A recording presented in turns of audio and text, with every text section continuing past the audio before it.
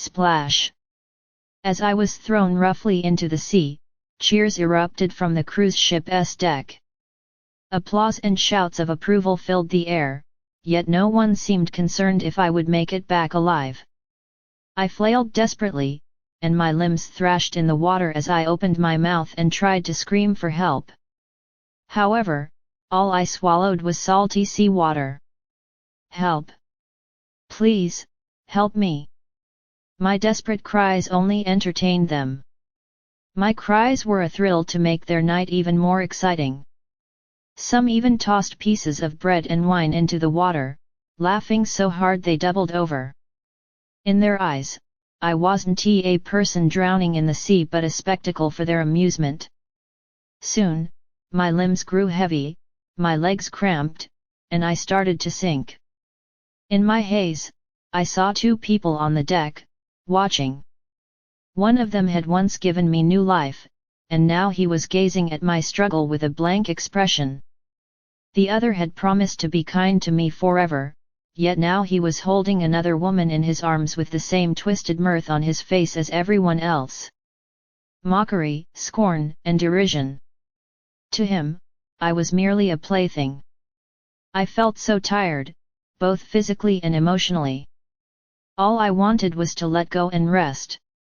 The undulating sea felt like the comforting embrace of my mother's arms when I was a child, rocking me to sleep. With a faint smile, I slowly closed my eyes. Here, in her embrace, I didn't have to hear their mocking laughter or wonder if anyone truly cared. I just needed to close my eyes and drift off to sleep. But even this safe harbor was fleeting. Murmured voices pulled me back, and when I opened my eyes, I was blinded by the white surroundings. My mind was blank. I couldn't remember anything, not even who I was. Then, the voices around me changed tone. The patient is awake. Notify Mr. Cooper and Mr. Reed immediately. Run another check on her, and prepare her for further treatment. I lay there on the bed and let them move me as they needed. Someone offered me a bit of water, and the dryness in my throat eased. Gradually, my mind cleared. I remembered I'd attended Rebecca Green's birthday cruise party as Jonathan Cooper's date. In her usual thrill-seeking fashion, Rebecca had proposed a gamble between Jonathan Cooper and William Reed. The loser's date would be tossed into the sea for 5 minutes, without any safety measures. Whether one of us would live or die was left entirely to chance. While Rebecca loved her dangerous games, I didn't want any part of her madness, let alone wager my life. But to appease her twisted desire, Jonathan and William had both held me down and agreed. I had looked at Jonathan, silently pleading for him to come to his senses. To my dismay, he hadn't spared me a glance, focusing solely on his cards. I turned to William, hoping for some mercy, but he only had eyes for Rebecca. He had smirked and chuckled at me. Don't be scared, Cherry. Who knows, maybe Jonathan will win this last round. 2 rounds had already passed, and each had scored 1. All my hope rested on this final hand. I would have given up every ounce of luck I had left to be spared. But in the end, Jonathan laid down his cards in defeat. Gasps of disbelief rippled through the crowd, and I, too, was wide-eyed. Jonathan was known for his relentless drive to win, yet he had surrendered. For the first time, he had uttered, "I give up." William had snickered. "Sorry, Cherry. Looks like I won." Any last bit of hope had drained from me, leaving my heart feeling cold and heavy as stone. Rebecca had clapped her hands, her eyes glinting with satisfaction. "Sorry, Ms. Davis, but it looks like you're going for a swim tonight. Make way, everyone, I want the best view." 2 bodyguards had seized me, one on each side, and as they dragged me past Jonathan, I had clung to his sleeve and begged, "John, I can't swim. Please, don't do that." But Jonathan had just looked at me calmly and covered my hand for a brief moment. Cherry, I lost. I have to accept the punishment. It was the middle of summer, yet a deep chill had overtaken me. I had been thrown overboard, plunging from the cruise ship into the water. The impact had jolted my mind, and a piercing ache had throbbed in my temples as I struggled to breathe. And those two people, the ones I had believed would be there for me my entire life, had looked on, detached and almost entertained. At that moment, I had felt an overwhelming sense of despair I'd never known before. Even now, as I recalled it, I couldn't help but shiver, and my teeth chattered involuntarily. Footsteps hurried outside the hospital ward, and soon Jonathan and William entered. Rebecca followed behind them and stood at the foot of my bed, her eyes red-rimmed. "Ms. Davis, I'm sorry. I didn't know where to draw the line. I'll cover all your medical expenses. I just hope you can let this go and not hold a grudge against me." Her voice was soft and sincere, a stark contrast to the Rebecca who proposed that reckless bet on the cruise. My head buzzed, and I closed my eyes to block out the ache. To Jonathan and William, though, it seemed like I resented Rebecca. Jonathan stood by my bed, looking down at me from his usual aloof distance. Even though I'd almost died right before his eyes, it hadn't shaken him in the slightest. But he hadn't always been like this. I had been 10 years old when Dad had taken me to the red light district. He had handed me a single red rose and said gently, "Cherry, remember, whoever takes this flower, you'll go with them. Do you understand?" I hadn't asked him why. Seeing that tenderness on his face for the first time had left me speechless. When I hadn't responded, he had grown agitated, grabbing my arm and shaking my frail body. It was only at that moment I had recognized the father I had known all too well. He had been an alcoholic addicted to gambling and only knew how to hurt me and Mom. After he'd beaten Mom to death and become burdened by a child he hadn't wanted, he had planned to sell me off. I had seen it happen to others, girls clutching red roses, waiting to be taken away by strangers. If no one had taken the flower, they would be sold straight into the district. One by one, people had walked by, yet no one had taken the rose from my hand. Dad had grown angry and cursed me for being useless. "I should have ended you as well."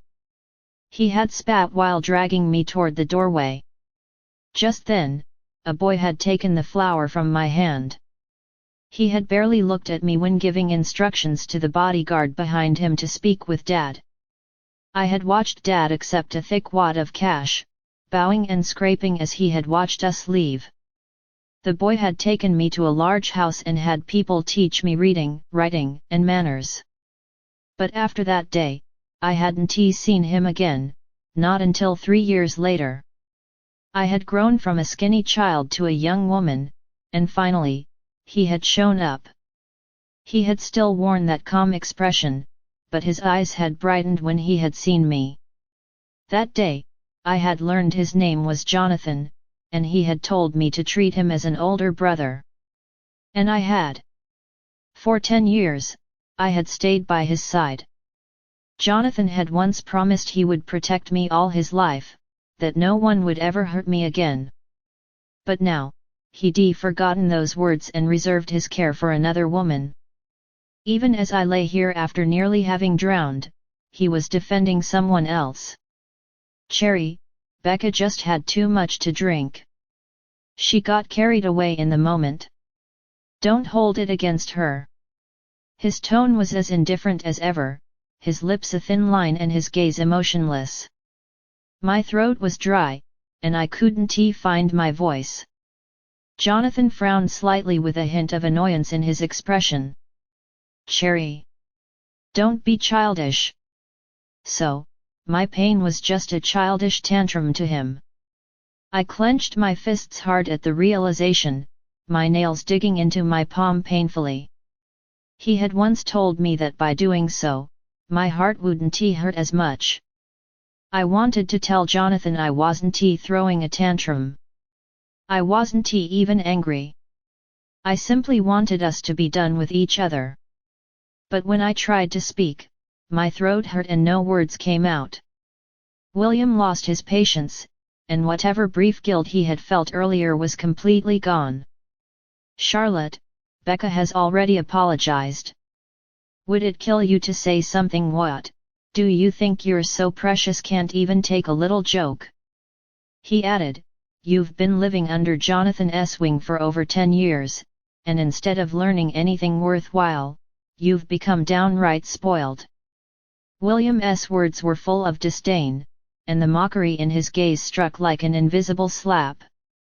The first time I met William was at Jonathan's 18th birthday party.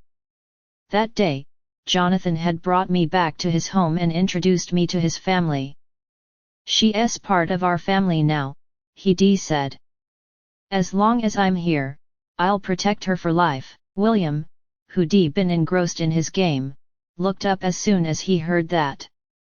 He had given me a long, measuring look, then broke into a grin. Well, if Jonathan says so, then Cherry is my family too. I'll look out for you as well. For a moment, everyone's gazes, some curious, some dismissive, some envious, had fallen squarely on me, and I had felt utterly lost. Then, William tossed his phone aside and took my hand. Come on. Let's go out and get to know each other better. Before I could say anything, he bundled me into his car and driven me around the city. If Jonathan hadn't called, he might have taken me all the way to the beach. As I had gotten out of the car, William had pinched my cheek and spoke sincerely, Cherry, don't just stick to Jonathan. I can be a brother to you, too. From that day on, I had lived with Jonathan, while William became a regular visitor to our home. He often took me out to play. When we'd exhausted places domestically, he had taken me abroad. On my college graduation day, both William and Jonathan had attended the ceremony. Surrounded by admiration, I had been the center of attention. On my college graduation day, both William and Jonathan had attended the ceremony. Surrounded by admiration, I had been the center of attention. That night, William had set off fireworks by the beach and confessed his feelings. I had felt a spark and a fleeting impulse to answer him, but a hand had clamped over my mouth. William's smile had faded as Jonathan pulled me toward him and said, Cherry is still young and not ready for relationships. Stay away from her, William. William had looked down with a wounded look flickering in his eyes. I had felt a pang of sympathy, but Jonathan had held me back, as controlling me as always. I had assumed William and I might grow distant after that night, but the next day, he had appeared as usual and invited me out. Meanwhile, Jonathan hadn't stopped him. It had been as if nothing had changed. That was until Rebecca returned. After that, I saw less of William, and Jonathan started staying out. The place that used to feel like home eventually became a space I occupied alone. I licked my lips to moisten the dry, cracked skin. I'm not angry, I rasped. Though it was only a few words, my throat felt like it was tearing, and my voice was hoarse and ragged. William let out a breath, his expression softening. Good. When you're better, I'll take you out again. I managed a small smile and kept my expression neutral. In truth, ever since his confession, William hadn't referred to himself as my brother, nor did he want me to treat him like one. Instead, he preferred if I called him by his nickname, Will. He once told me it made him feel warm. However, the day Rebecca came back, his face had darkened in displeasure when I used his nickname. You shouldn't call me that, he reprimanded me. Since then, he started acting like we were siblings again, and he insisted I do the same. A suffocating ache settled in my chest.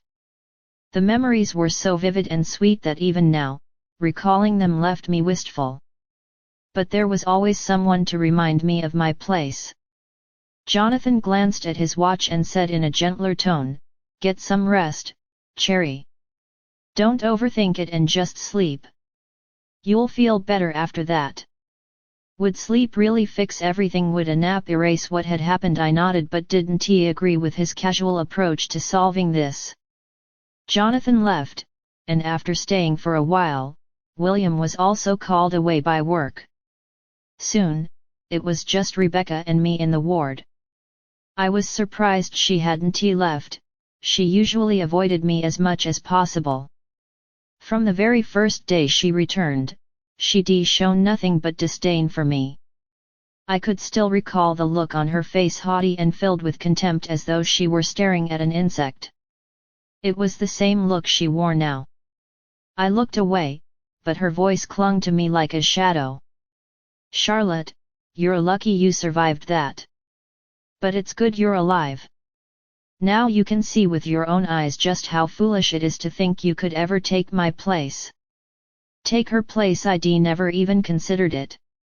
"You're mistaken. I've never wanted to replace you," I replied. Rebecca scoffed. "Is that so? Then why won't you leave them? Don't tell me it's out of gratitude. Don't tell me you still think Jonathan saved you out of pity. Haven't you noticed you look a lot like me?"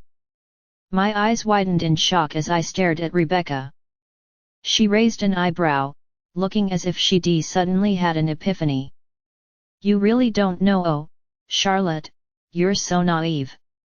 Did you ever ask Jonathan why he brought you home in the first place? Aren't you even a little curious?"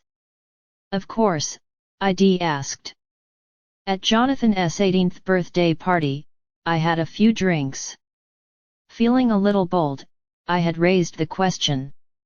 He hesitated for a few seconds, then gently touched the corner of my eye. "I was drawn to the emptiness in your eyes when we first met. You were like a withered flower, and I wanted to bring you back to life, to see how you'd bloom. And now you have bloomed bright and beautiful, just like the rose you held back then. That was why I brought you home, Cherry. That's all there is to it."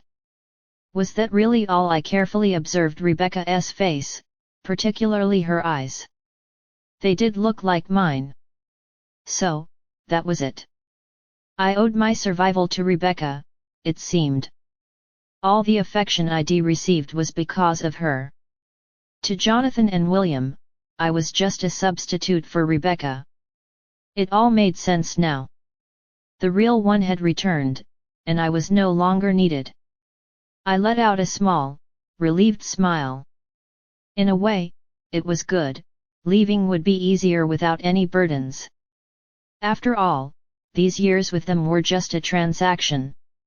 They found comfort after losing Rebecca, and I got a second chance at life through them.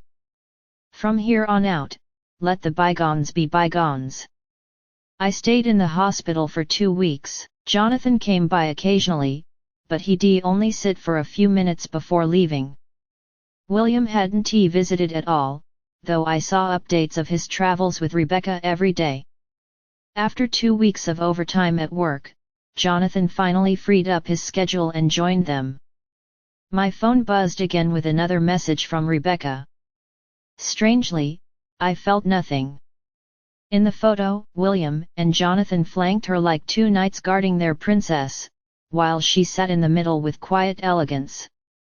Her eyes were soft and serene, and I could see how alike we seemed. Jonathan used to say he liked my calm nature. Now I understood what he really meant. Setting down my phone, I went through my final discharge procedures, gathered my things, and bought a plane ticket to the farthest city from Dunick. Just as I boarded, I received a call from Jonathan. I switched off the phone, took out the SIM card, and tossed it in the trash. The moment the plane took off, I felt a wave of relief. At last, the ties between us were severed. When I arrived in the small town, I found a guest house. The place was called Everdale, a tourist spot far from the city. But with its poor development, there weren't many visitors. I didn't know if Jonathan or William would come looking for me, so I'd chosen this remote place to be safe. Along the way, I switched between different modes of transport: taxis, buses, shuttles, until I finally reached Everdale. The guest house was nearly empty. The owner, a tall and serious-looking man, didn't seem very approachable. When he saw me, he glanced over indifferently. "Staying, or just visiting?" he asked. I looked around.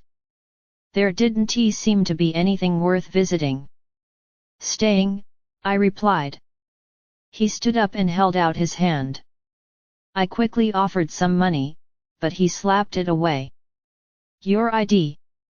When I froze, he narrowed his eyes. "Got something to hide?" "No." I shook my head and considered leaving. He shrugged. "You'll need an ID at the next place too." I bit my lip and asked, "What about renting a room?" He stared at me for a moment, his dark gaze intense and unyielding. Without a word, he let me stay. He rented me a room on the second floor, far left. The rent wasn't high, but I'd left in a rush and hadn't brought much cash with me. I wandered around Everdale for work, but no one seemed to be hiring. One day, I returned feeling dejected, and the owner looked at me with an odd sort of pity. Tossing me a rag, he said nonchalantly, "I'm short on help around here. You can work if you want. If not, forget I said anything." I nodded eagerly. "I'll do it." His retreating figure seemed relaxed and free, which was quite out of place. The guest house rarely saw more than 1 or 2 visitors at a time, leaving me plenty of free hours.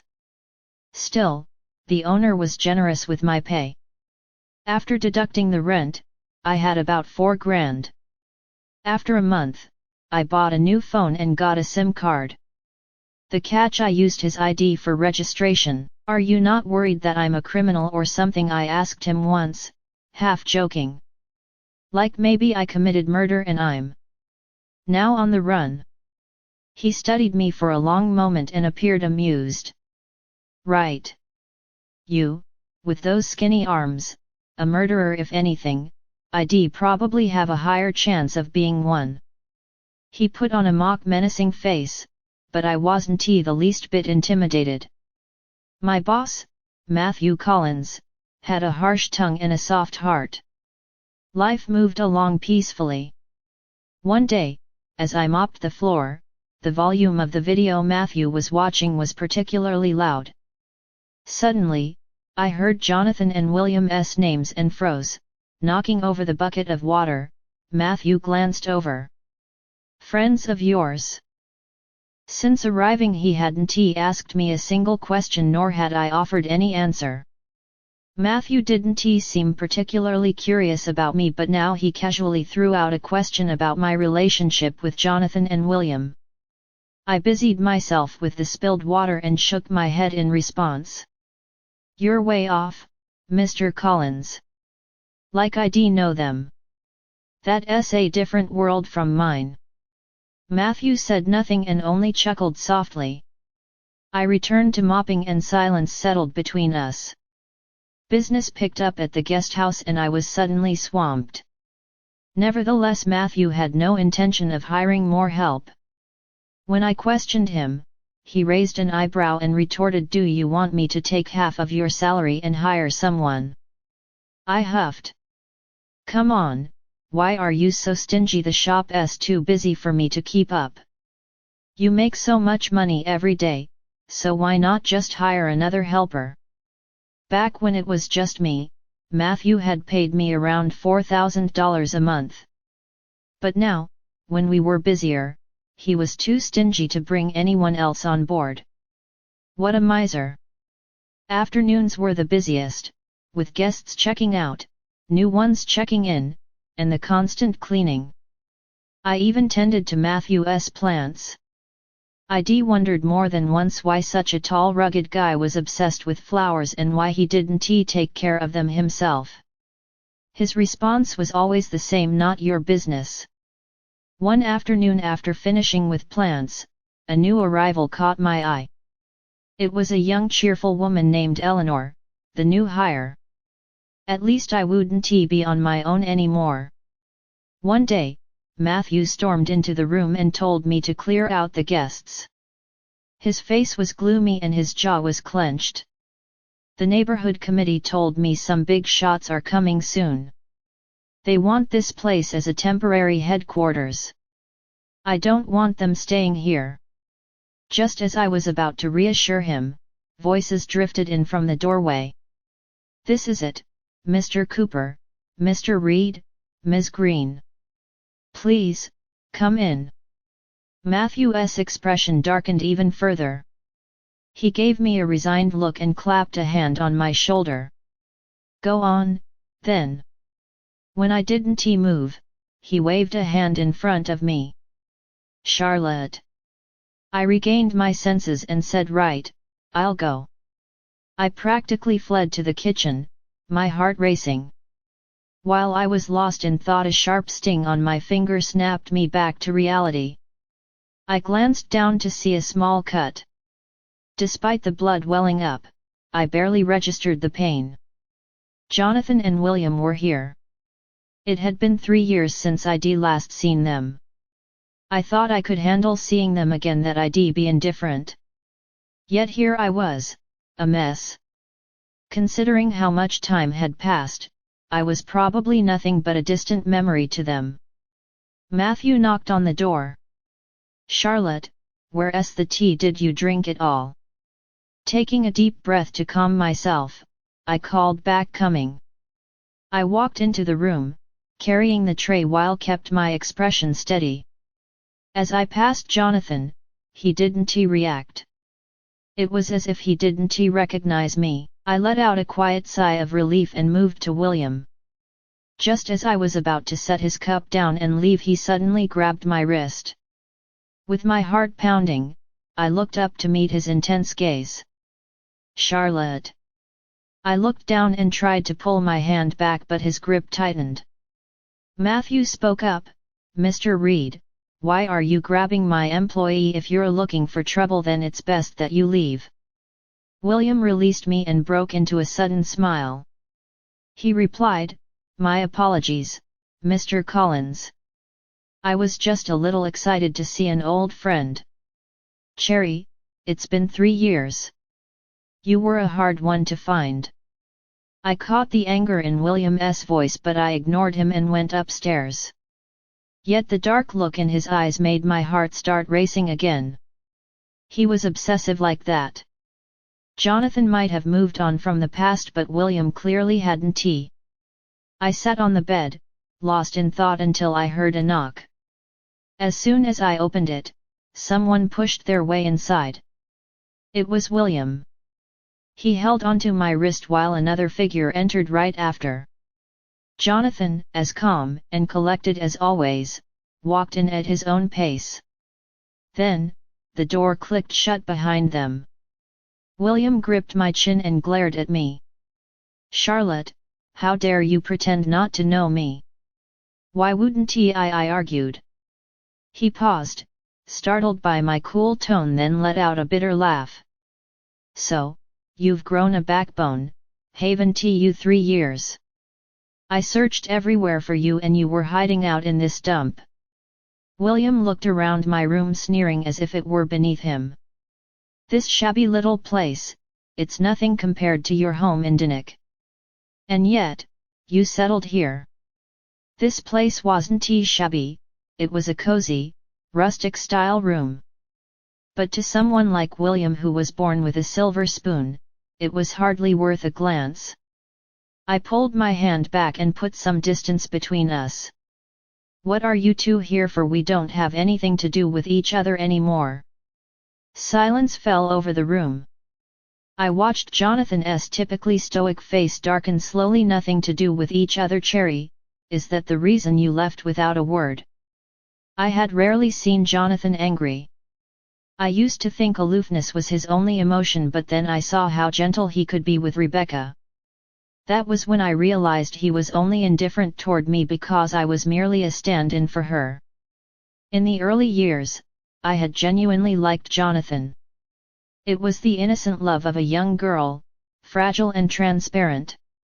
On my 18th birthday, emboldened by a bit too much wine, I finally confessed to him. That night, he had stroked my cheek and shattered my hopes in the softest voice. "Cherry," he said, "I promise to look after you for life, but only as a brother. You shouldn't and can't hope for anything more."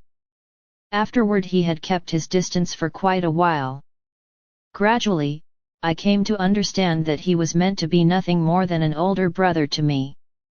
So from that point on, I had treated him only as such. Now I let out a dry laugh. "I'm just a stand-in you brought home. We're not blood related anyway. I wouldn't want to make Rebecca jealous by going back with you." Just then Rebecca's voice drifted in from outside the door. I added with a smile, "John, your girlfriend's here. If you don't go out now, she might misunderstand." "Charlotte." For the first time Jonathan raised his voice at me. But I remained calm and met his gaze head on. "Your reaction only makes me think you have feelings for me, and if that's the case, I should have a nice chat with Rebecca." I made a move to open the door, but he pressed down on my hand. "Charlotte, enough." My heart tightened, but I stubbornly looked ahead. At last, Jonathan released my hand, opened the door and said, "When you've calmed down, we'll talk." He left, but William stayed behind. I looked at him, puzzled, yet I couldn't read the expression on his face. "Aren't you leaving too?" He just stared at me wordlessly. I nodded. "Fine then, I'd go." As I made my way downstairs, I ran into Matthew, who was on his way up. He glanced from my room back to me and remarked, "So, they are friends of yours?" I was surprised Matthew still remembered that video. In the end, Jonathan, William, and their group had settled down at the guest house. In the past 2 years, Everdale had been heavily developing its tourism industry, which attracted plenty of businesses. But considering how far Everdale was from Dunick, I hadn't expected Jonathan and William would actually come in person. I stood idly at the counter, looking through some illustrations, when suddenly a voice called out, "Charlotte, we need to talk." Rebecca still had that haughty air about her, though her posture seemed a bit more strained this time, as if she were trying to put on a brave front. Out in the garden, she took a card from her purse and said, "There's $5 million on this card, Charlotte. Leave the country." I was stunned. Why should I leave the country? Her jaw clenched as she barely kept her temper in check. "You must know that Jonathan and William have been searching for you for the past 3 years. Why are you thinking of going back with them?" I shook my head. She sneered. "I thought so. This money is enough for you to go anywhere you want. If it's not enough, I'll transfer more. The further you are from them, the better." I chuckled to myself. 3 years ago, I had already run away once. 3 years later, I wasn't planning on running again. Neither Jonathan nor William could control me now. I had nothing left to hold me back. Seeing that I wouldn't accept it, Rebecca shoved the card at me, almost hysterical. "Charlotte, leave. Get as far away from them as you can. If you don't, I don't mind arranging for someone to take you away, and in that case, I doubt the trip would be very pleasant." "And where exactly do you plan on sending her?" A voice sounded behind me and Rebecca grew flustered. Jonathan and William had arrived without us noticing, and William yanked the card from her hand with a chuckle. "Rebecca, tell us, where did you want Cherry to go?" An icy tension settled over the area. Rebecca's face turned pale and her eyes welled up. William, can't you see she doesn't like you, she probably even hates you. So, why are you still chasing her? Weren't you both into me? Why start pining for her now that she's gone? What about me? I've watched you search for her everywhere these past 3 years. I'm losing my mind. Rebecca had grown up with them until her family moved abroad when she was 10. From then on, she had been the one they both waited for. I lowered my gaze, not wanting to get entangled in their drama. To leave, I had to pass by Jonathan. I bit my lip and kept my head down as I tried to brush past him, but he caught my wrist just as I was about to slip by. Are you trying to run away again? His tone was accusatory. I smiled a little. Of course not. His eyes softened, but I continued. I'm planning to settle down here. Are we expected to visit each other for the holidays? Jonathan frowned. Cherry, what nonsense are you talking about? Your home is in Dinnick. No, this is my home. If it upsets you, you can just think of it as me getting married and moving away, I answered. He growled, getting married? Who exactly would you be marrying? That guy, Matthew. Cherry, don't you like me anymore? Any affection I'd had for Jonathan had vanished long ago, ever since he told me he could only be my brother. I smiled and said, what are you hoping for here? Did you really think none of what happened would matter anymore just because I said nothing? Don't be foolish. What's done is done, nothing can change that. Jonathan's expression faltered with a trace of pain visible in his eyes.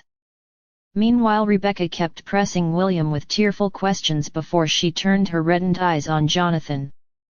Jonathan, William, I'm giving you a choice. Is it me or Charlotte?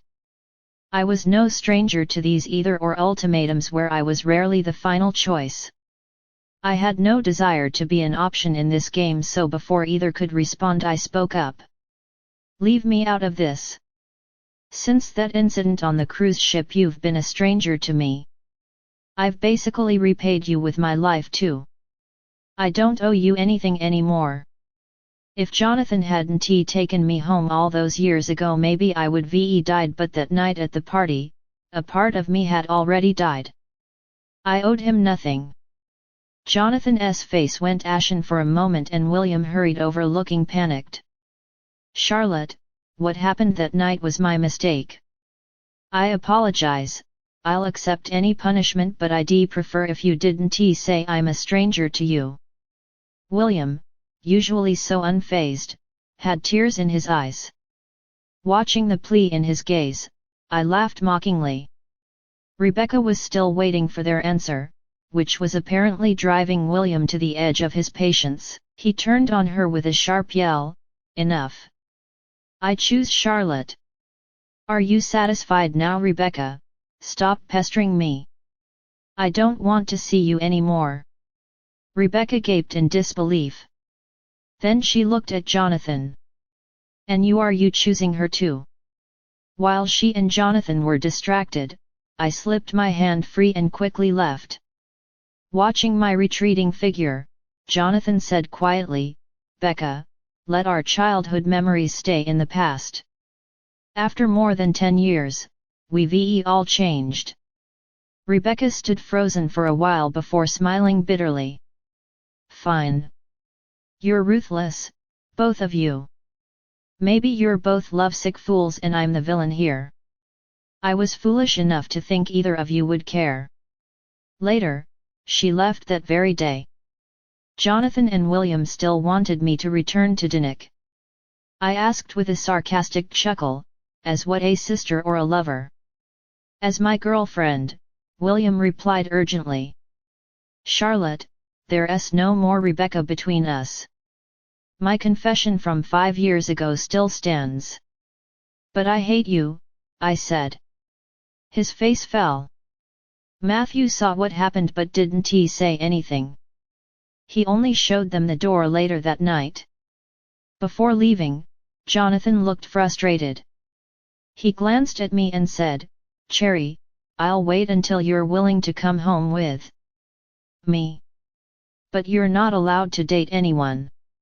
He still wanted to control every part of my life, but I wasn't the old Charlotte.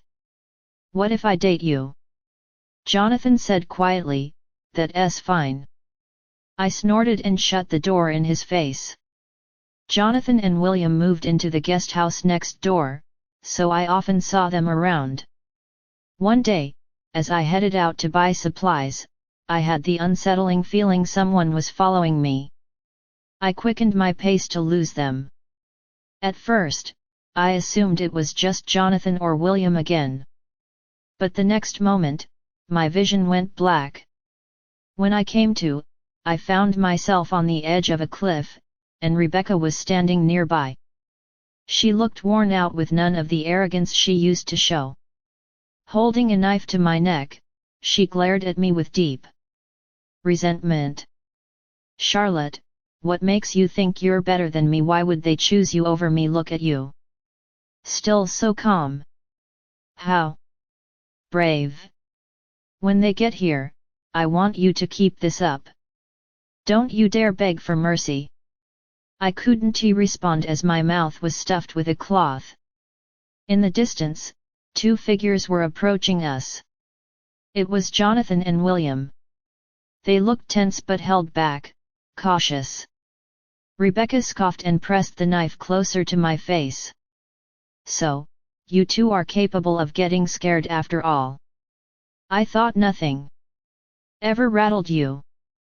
William couldn't help snapping. Rebecca, think this through.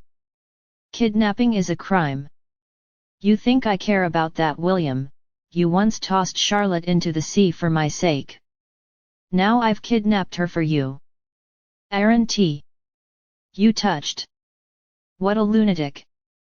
If she wanted to impress them, why did she have to drag me into it? Jonathan took a few steps forward, but Rebecca raised her voice. Don't come any closer or I'll throw her over the edge.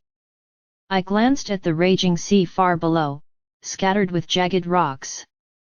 Falling from here would be deadly or worse, leave me gravely injured. A hazy fear crept over me, a flashback to when I'd been thrown into the sea 3 years ago. Jonathan continued trying to negotiate with Rebecca. Suddenly Rebecca grew agitated and slashed shallow cuts across my face. You lied to me. You're never going to marry me. You love her. Jonathan glanced at me, then softened his voice as he addressed Rebecca. Becca, what we have is something no one else can replace. I only see Charlotte as a sister. She shook her head furiously. I don't want you to see her as a sister. I want you to hate her.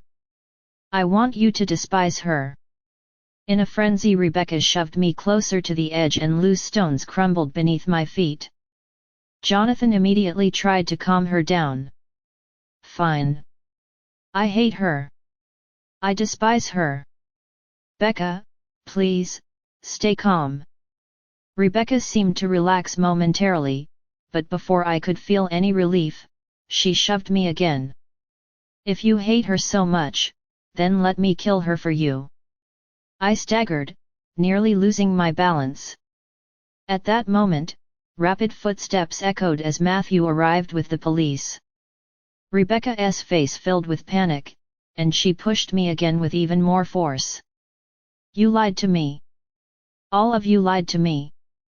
My muscles tensed as I tumbled toward the cliff's edge. In the blur, a figure darted toward me. By the time I regained full awareness, I was safely in Matthew's arms. Jonathan stood nearby, his face etched with worry. On the cliff's edge, William and Rebecca were locked in a vicious struggle.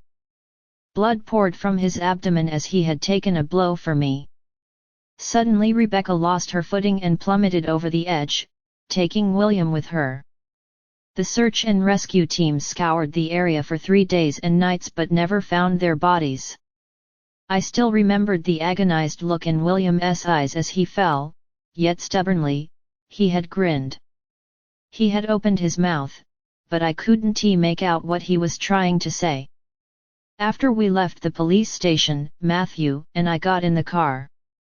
Just as we were about to leave, Jonathan suddenly looked at me. His face was weary, and I could tell the deaths of William and Rebecca had hit him hard. I thought he might have something to say to me, but he just glanced at me before looking away. I stayed in Everdale, continuing to work at the guest house. Jonathan never appeared again. One day a large group of people arrived in Everdale. I thought they had come to cause trouble. Just as I was about to call the police, Matthew stopped me with a smile. "It's fine. You go upstairs." I shook my head and stayed by his side. Back then, when I had nowhere to turn, Matthew had taken me in. Now that he was facing trouble, I couldn't abandon him. Matthew chuckled softly with a hand over his mouth. I frowned in confusion until the leader of the group stepped forward, bowing respectfully. "Mr. Collins, your father sent me to invite you home for his 70th birthday." It was only then that I realized Matthew was the youngest son of the Collins family from Solara. His father, Samuel Collins, had him late and doted on him greatly. Samuel wanted to secure a brighter future for Matthew, but the latter refused to be controlled and ran to Everdale, becoming the laid-back owner of a guest house. For Samuel's 70th birthday, Matthew insisted I go home with him. He said he wanted me to help convince Samuel to stop trying to arrange a marriage for him. Since it was a sincere request, I agreed. Little did I know, it was all a trap. Samuel was incredibly kind, far from the intimidating figure I had imagined. In fact, he truly believed I was Matthew's girlfriend and began calling me frequently whenever he had free time. Over time, he started pressuring us to get married. I went to Matthew to ask him to explain things to Samuel. He shrugged with his hands up in defeat. "I didn't expect him to like you this much. Charlotte, just hang in there. Once he's gone, you won't have to pretend anymore." I was speechless. How could he say that about his father after 5 years of pretending? What started as an act began to feel all too real. That year Samuel even started bringing up marriage directly in front of us. Matthew beamed when he saw me nod in agreement. "All right, we'll get married this year." On our wedding day many guests were present. Suddenly I caught a glimpse of a familiar figure in the crowd, but when I looked again it vanished.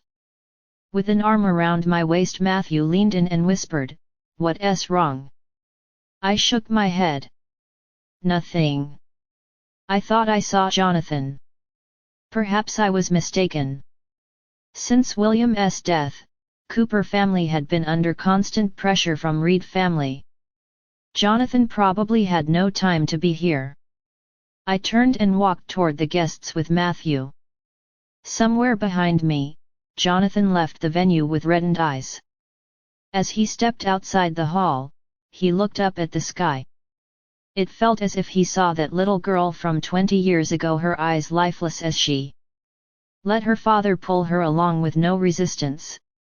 He had saved that girl, but he also killed her with his own hands. Now that girl had grown strong and no longer needed him.